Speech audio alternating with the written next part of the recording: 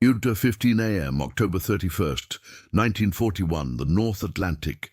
A veil of freezing mist hangs over the water, clinging to the steel plates of convoy HX-156. On the bridge of the tanker W.C. Teagle, a young watch officer, his face raw from the wind, stares into a darkness so complete it feels solid. He's listening not for an engine, but for a disruption in the rhythm of the sea, the hiss of a U-boat's torpedo. The air itself crackles with tension, thick with the smell of bunker fuel and salt.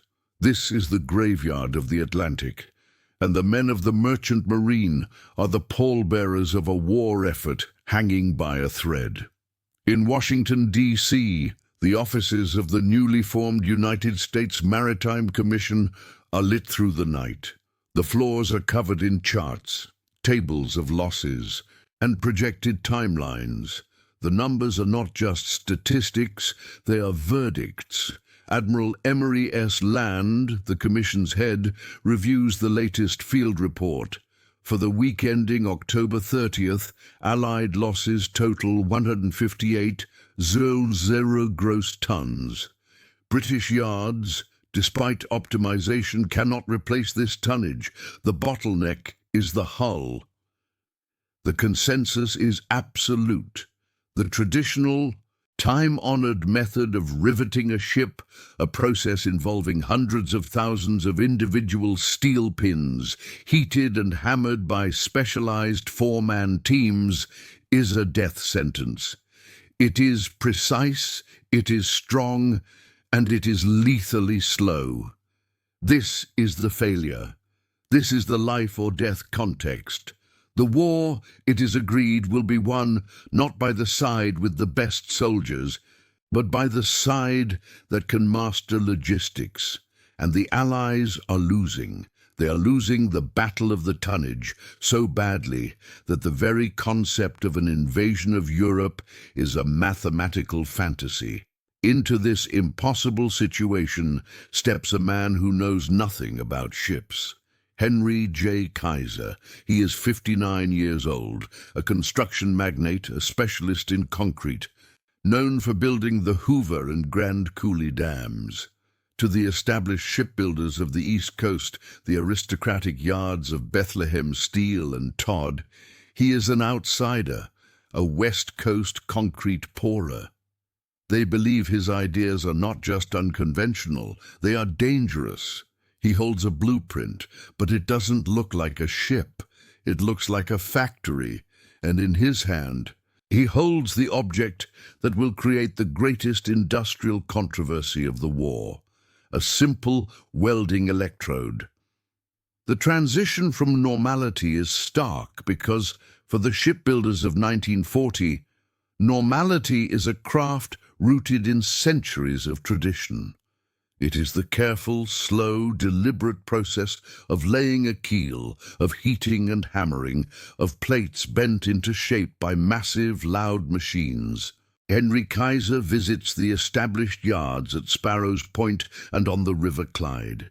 He sees the process. He sees the armies of specialized riveters, the complex choreography of the heater, the catcher, the bucker-up, and the gunner. He sees an art form, and he realizes in a moment of cold, industrial clarity that art will not win the war. His internal monologue is one of logistics, not naval architecture. It takes 7 years to properly train a master riveter, a yard foreman tells him with pride. Kaiser, watching the red-hot rivet tossed and caught, does the math. The war will be over, one way or another, in 7 years. He speaks to a British Purchasing Commission officer, a man whose face is etched with exhaustion. "Mr. Kaiser, we have the finest ships in the world. The problem is that they are at the bottom of the ocean. We are losing them faster than we can build them, and you are a dam builder." The strange idea disrupts the entire conversation. Kaiser doesn't propose building ships faster. He proposes not building them at all. He proposes manufacturing them. He wants to apply the same principles of mass production that Henry Ford applied to the Model T.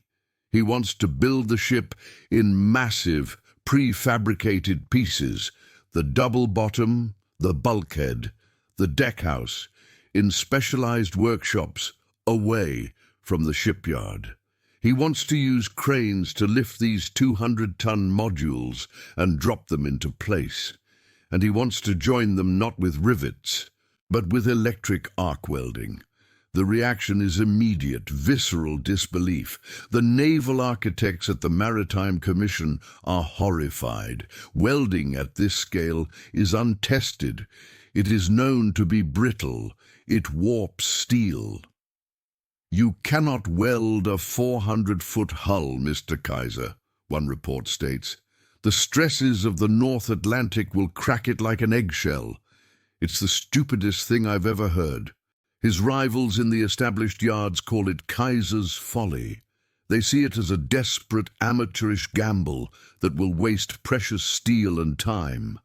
What they don't know, what no one can yet comprehend, is that this idea, this rejected American welding method, will not just build a ship, it will build a bridge of steel 0 miles long, and the entire Allied war effort will march across it. The historical problem is one of pure, brutal arithmetic. In 1941, the Battle of the Atlantic is a mathematical equation written in blood and oil. German U-boat wolf packs, operating under the strategic genius of Admiral Karl Dönitz, are executing a campaign of economic strangulation. Their doctrine is Tonnage-Krieg, tonnage war. It is not about sinking warships, it is about sinking cargo ships. It is about starving Britain into submission and ensuring the United States can never deploy its industrial might to Europe. The numbers, reviewed by the War Office and the U.S. Warshipping Administration, are catastrophic. In 1940, 059 Allied merchant ships were sunk, a loss of 5 million gross registered tons. By 1941, the rate is accelerating. The happy time for U-boat commanders sees them sinking ships with terrifying ease. A declassified after-action report from convoy SC-42 in September 1941 reads like a ledger of death. 16 ships lost, 87 0 tons, escort overwhelmed. Another from the British Admiralty is even more stark. Current replacement rate of merchant hulls is 1 million tons per annum. Current loss rate is projected to exceed 5 million tons. The logistical bridge is broken. The problem is the bottleneck, traditional shipbuilding. A standard British cargo vessel is a complex organism of curved plates and 1 million rivets. It requires a vast, skilled labour force of men who have spent a lifetime learning the trade. The yards of Scotland and New England are masterpieces of 19th century industrial art, but they are hopelessly outmatched by the 20th century demands of total war. The Ocean class, the emergency ships Britain orders, still take an average of 14 to 18 months to complete. A U-boat, by contrast, can be built in 6 months. A torpedo takes only hours. The math is simple. For every ship launched, 3 are sinking. The equation is unbalanced. Failed attempts litter the files of the Maritime Commission. They try building ships of concrete, too heavy, too slow. They try wooden ships, a return to the age of sail, vulnerable. Every effort is made to speed up the riveting process, but it hits a human and physical limit. A 4-man riveting team can drive perhaps 300 rivets a day. A single 440-foot hull requires over 500 0. It is a dam of tradition holding back a flood of necessity, and the dam is cracking. The data is cold. The human consequence is anything but. Those 5 million tons are not just figures in a ledger. They are 5 million tons of tanks that will not reach the Eighth Army in Egypt. They are tons of food that will not feed London. They are tons of medical supplies that will not reach military hospitals. And they are thousands of men, merchant mariners, sailors, and gunners consumed by the North Atlantic. The experience of a U-boat attack is a unique form of horror. It is not a battle. It is an execution. A ship loaded with 10,000 tons of cargo simply vanishes in a flash of orange light, followed by the percussive, chest-thumping boom that travels through the water and the hull of the neighboring ships. Survivors' reports, filed with the Bureau of Yards and Docks, speak of the sudden, unimaginable cold. They speak of the thick, choking bunker oil that clogs the mouth and nose, making it impossible to breathe even if you reach the surface. Sight start. They describe the sound of the ship breaking apart. A groaning, tearing scream of metal as the bulkheads collapse. Sight 3, sight start. This is the reality of the tonnage war. Sight 4, the emotional toll is just as high. Crews sail from Halifax or New York in convoys, knowing that their odds are poor. Sight start. The exhaustion, the constant bone-deep fear, the vibration of the straining engines, it grinds morale down to dust. Sight. 4. They watch a sister ship take the hit, see the red-hot shrapnel fly, and know that protocol demands they do not stop.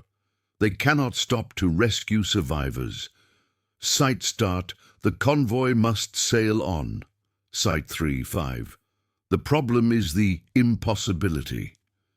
The experts, the seasoned naval architects at Lloyd's of London and the US Navy's Bureau of Ships are unanimous in their verdict on welding. A memo from 1939, considered definitive, warns: the monolithic continuous structure created by welding is inherently dangerous. A riveted ship, if it strikes a mine or is torpedoed, possesses crack arresters in its seams. The damage is localized. A welded ship will propagate a crack at near-light speed. The hull will simply unzip. They point to early welded tankers that developed catastrophic failures. The consensus is absolute. It is a fool's errand. Experts agreed. It couldn't be done. Henry John Kaiser is not a shipbuilder. He is not a naval architect, not a metallurgist, not an East Coast industrialist. He is the son of German immigrants born in Sprout Brook, New York in 1882. He is a force of nature, a man who left school at 13 to work in a dry goods store. His early life is a portrait of relentless, restless ambition. He is a photographer in Lake Placid, a hardware salesman in Spokane. He is an outsider, defined by what he is not. He is not educated in the traditional sense. He does not respect tradition for its own sake. He respects results. His entire philosophy is captured in his favorite motto: problems are only opportunities in work clothes. His career is built not on building things, but on building systems at a scale that boggles the mind. He moves west and finds his calling in construction. He builds roads in California, levees on the Mississippi, but his legend is forged in concrete. He becomes the driving force behind the 6 companies consortium, the industrial giants who dared to tame the Colorado River. He builds the Hoover Dam. He builds the Grand Coulee Dam. These are not just construction projects. They are logistical masterpieces. He learns how to move mountains of material, how to manage tens of thousands of workers, and most importantly, how to meet impossible deadlines. This is the context that shapes his thinking. When the established shipyards see a ship, a complex, curved, bespoke object, Kaiser sees a hull. He sees 11,000 tons of steel that need to be put into the water as quickly as humanly possible. He is 59 years old, a barrel-chested man with a booming voice and an optimism that borders on mania. He's dismissed by the Navy brass and the shipbuilding families as a sand and gravel man. They underestimate him. They see his lack of experience as a weakness. They fail to see that it is his greatest strength. He is not burdened by the way it's always been done. He sees only the problem, the deadline, and the opportunity. The crazy idea does not occur in a vacuum. The concept of welding ships is not new. The US Navy has experimented with it on smaller vessels, but it is distrusted. The failure of the all-welded German battleship Bismarck to withstand battle damage is seen as proof of its inadequacy. The rejection is institutional. Kaiser's idea is not to invent welding, but to apply it at a speed and scale that is considered reckless. The insight moment happens in a meeting with the Maritime Commission. He is looking at the blueprints for the British Ocean-class ship. He sees the complex riveting schedule. "How long to train a Grade A riveter?" he asks. "Years," is the reply. "How long," Kaiser counters, "to train a man to draw a straight line of molten metal?" The answer is 6 weeks. The conflict begins immediately. He presents his plan, modular construction. He will build the ship in 250-ton sections. He will have separate workshops building engine foundations, double bottoms, and deck houses simultaneously. He will use massive gantry cranes to lift them and piece them together like a puzzle. "The plates will warp," a naval architect from Bethlehem Steel insists. "You'll never hold the tolerances. The heat distortion will buckle the keel." A union boss is just as skeptical. "That's the stupidest thing I've ever heard. You'll put my riveters out of work, and for what? A ship that splits in half when it hits the first wave." The British, however, are desperate. They are not in a position to argue with tradition. They need ships, period. They give Kaiser and his new Permanente Corporation the contract for 30 Ocean-class ships to be built in an entirely new yard in Richmond, California. The U.S. Maritime Commission, watching this, reluctantly offers him a parallel contract for their own emergency design, the EC2SC1, a design so basic and slow it is quickly dubbed the Ugly Duckling. Kaiser takes the contracts, takes the land, and makes a decision. He will not try to convince the old yards. He will build his own. He will build them on swampland, and he will do it in less than 6 months. He is acting alone, against the full weight of industrial and military tradition. The preparation for the secret test is, in itself, the largest construction project in American history. The test is not a single ship. It is the creation of an industrial ecosystem from nothing. In 1941, Richmond, California is a quiet bay town. By 1942, it is the largest shipyard on Earth. Kaiser, along with his counterparts at the Oregon Shipbuilding Corporation in Portland, is not just building a yard, he is building a city. They move 25 million cubic yards of earth. They drive 50,000 piles. They lay 60 miles of railroad track inside the yards. This is the dam builder at work. The scale is cinematic. He needs workers, tens of thousands of them. The skilled labor pool of shipbuilders is already exhausted, so he recruits from the only pool left, the unskilled. He recruits farmers from Oklahoma, barbers from Texas, and, in a move that transforms American society, women. Rosie the Riveter is a misnomer. She is Wendy the Welder. These new workers are Kaiser's greatest allies. They have no traditions to unlearn. They are taught one job and one job only. One woman learns to weld a perfect, continuous 12-foot horizontal seam. Another learns only to weld vertical corners. They are cogs in a machine they do not fully understand, but they are driven by a quiet urgency. The atmosphere in the yards is one of controlled chaos. It is a 24-hour-a-day, 365-day-a-year assault on physics and time. The air is filled with the constant searing hiss of thousands of welding arcs, a sound that burns itself into the memory of every worker. The light is a blinding, flickering blue-white, a man-made aurora borealis that turns night into day. The smell is of ozone, hot steel, and the wet mud of the bay. They are building the prototypes, massive jigs and templates to hold the steel plates. They are solving problems on the fly. How do you stop the plates from warping? You use strongbacks, heavy steel bars tacked on to hold them flat, then cut them off later. You weld from the center out in a precise, choreographed sequence. It is a laboratory, a factory, and a battlefield, all at once. The first test is the SS Patrick Henry, the first of the ugly ducklings.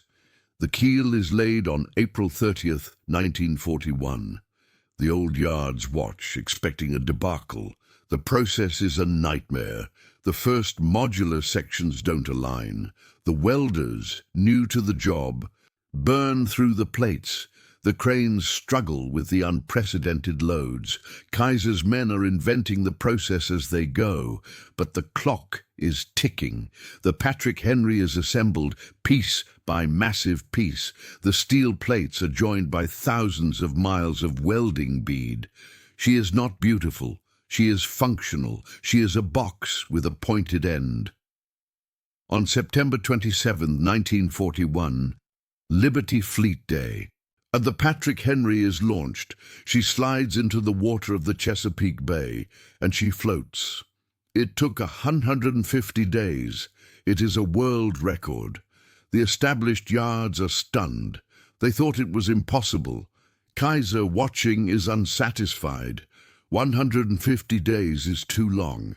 The test was a success, but the real breakthrough is yet to come. The reaction is one of shock, awe, and a grudging, fearful respect. The concrete pourer has built a ship, and he is just getting started. If stories like this fascinate you, stay with us. The next chapter of wartime innovation might surprise you. The launch of the Patrick Henry forces the establishment to take Kaiser seriously, but it does not silence the skepticism. The resistance now moves from the yards to the boardrooms. The confrontation is inevitable. In early 1943, the reports begin to filter in, first as whispers, then as urgent classified cables. Liberty ships are failing, not from torpedoes, but from physics.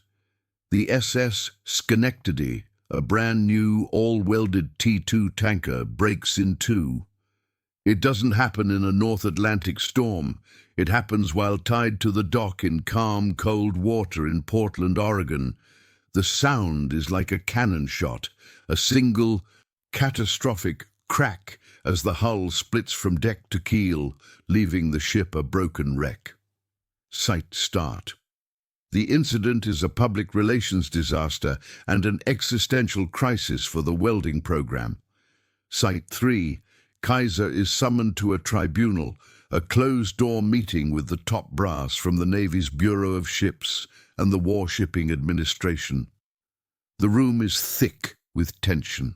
The air smells of cigar smoke and fear.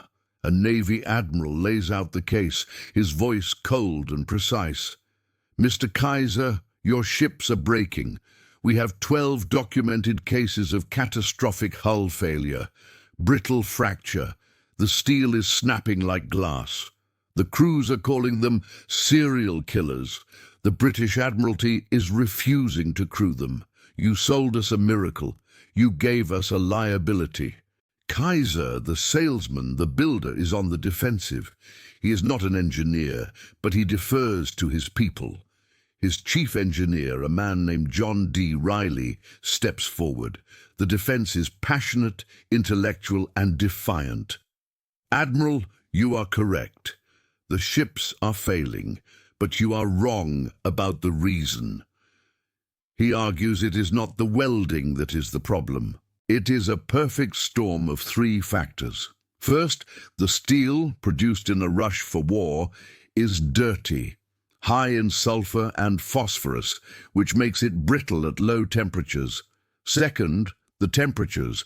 The cold water of the North Atlantic and the Pacific Northwest is the trigger. Third, the design. The sharp, square corners of the hatch openings are natural stress concentrators, a place for a micro crack to start. The Admiral is unconvinced. So you're saying the steel is bad and the design is bad. Your process doesn't account for that. Kaiser's man fires back. No, sir. Our process is the only reason we are in this war at all. A riveted ship fails too. It just does it slowly. The rivets pop, the seams leak. Our ships are monolithic. They are strong. When they do fail, it is dramatic. But the solution isn't to go back to rivets. That is a death sentence. The solution is to improve the steel, round the hatch corners, and keep building. The clash is total. Kaiser's entire program, the linchpin of the Allied war effort, is on the verge of being shut down. The decision is a pragmatic one. The Schenectady problem is real, but the U-boat problem is worse. The program is not shut down. The yards are ordered to implement the fix, rounding the hatch corners with reinforcement, improving welding sequences, and demanding better steel from the mills. But the cloud of doubt remains. Kaiser, a natural showman, knows that a technical defense is not enough. He needs to prove, in a way the world cannot ignore, that his system is not just viable, but superior. He transitions from the meeting to the battlefield of production. He proposes a test, not a secret test, but the most public test imaginable. He will build a Liberty ship, from keel laying to launch, in less than 5 days. The press is invited. This is the real test in combat, a test of logistics. The ship is the SS Robert E. Peary. The yard is Richmond No. 2. The date is November 8, 1942. The keel is laid at 12:01 a.m. The scene is a blur of motion, a perfectly choreographed industrial ballet. 25 Zauziran workers, men and women, move with a purpose that is almost terrifying. The 250-ton prefabricated sections, already built, are waiting. The gantry cranes, whirlies, swing them into place, their movements precise to the inch. The cinematic pacing is relentless. Day 1. The double bottom, the keel, and the bulkheads are welded into a single piece. The sound is a continuous roar of generators and arcs. Day 2. The side plating, the skin of the ship is attached. Thousands of welders working in shifts swarm the structure. Day 3. The deck houses and the superstructure, built a mile away, are dropped into place. The boilers and the triple expansion steam engine are lowered into the hull. Day 4. The propeller shaft is aligned. The masts are stepped. The paint is sprayed on as the welders are finishing. The impact is revolutionary.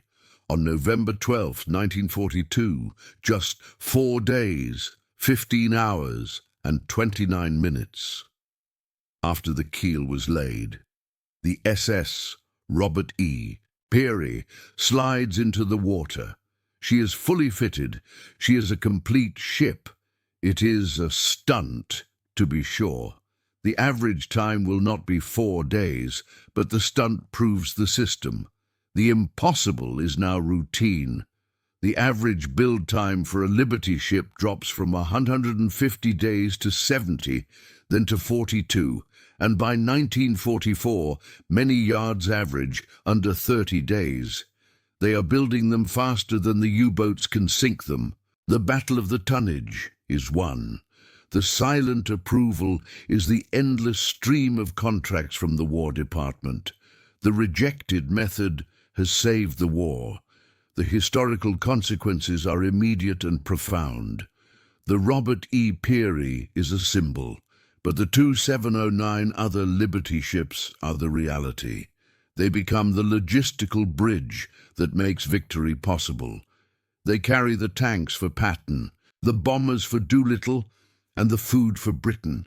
They are the critical element in the D-Day landings, forming a Mulberry Harbour of sunken ships and a continuous conveyor belt of supplies.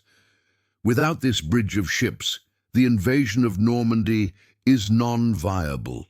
The production numbers are staggering. In 1943 alone, Kaiser's yards and the other Maritime Commission yards deliver 949 ships, more than 3 times the tonnage sunk by all Axis forces. In the long term, the effect is even more transformative. Kaiser's rejected method of modular construction and mass welding does not just win the war. It becomes the global standard for all shipbuilding, military and civilian, to this day. The yards of Japan and South Korea that dominate modern shipbuilding are the direct descendants of the systems invented in Richmond and Portland. The ancient, noble craft of riveting is rendered obsolete in less than 5 years. The concept of brittle fracture, discovered so painfully with the Schenectady, leads to a revolution in metallurgy, creating new, tougher steels and the entire field of fracture mechanics.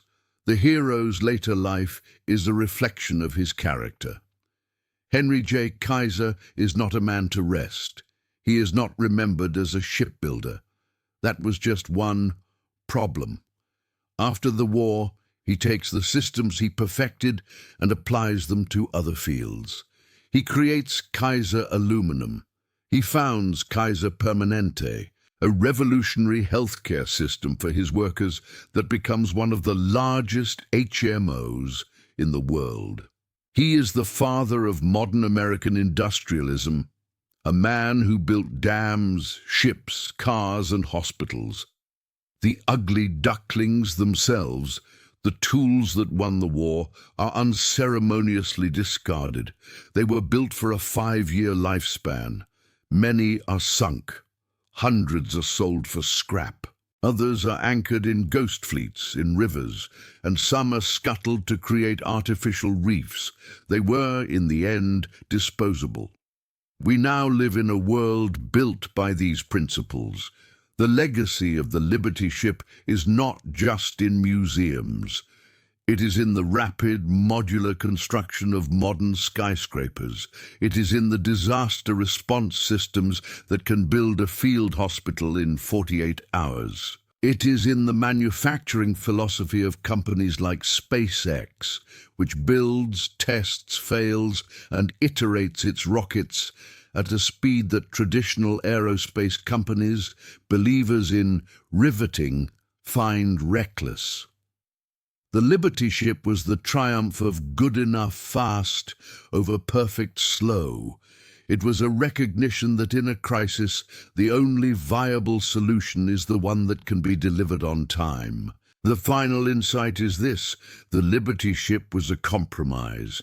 It was not the best ship. It was not the fastest, the strongest, or the most beautiful. It was simply the ship that could be built. Its creation was not an act of engineering genius, but an act of logistical defiance. It was a victory of organization over tradition. The true innovation was not the welding torch. It was the system that put the torch in the hands of 1 million unskilled men and women and trusted them to build a new world. The concrete basins of the Richmond yards, where hulls were born in 70 hours, are quiet now. They stand as silent witnesses to the moment an assembly line touched the sea and changed the course of history. Every great idea begins as an act of defiance against impossibility. What impossible ideas do you think could change the world?